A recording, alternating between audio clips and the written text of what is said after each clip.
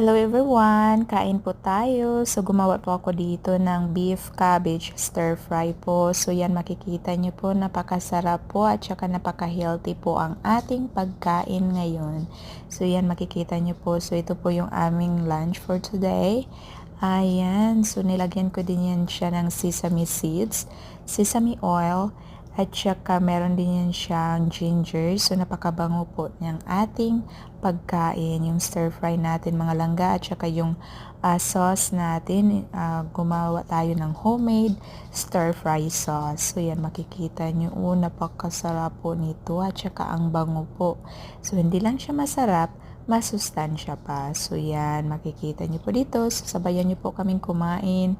Ayan, mag-enjoy po tayo dito. So, kain na. Napakasarap po ang ating stir fry. So, try nyo din gumawa nito. Thanks.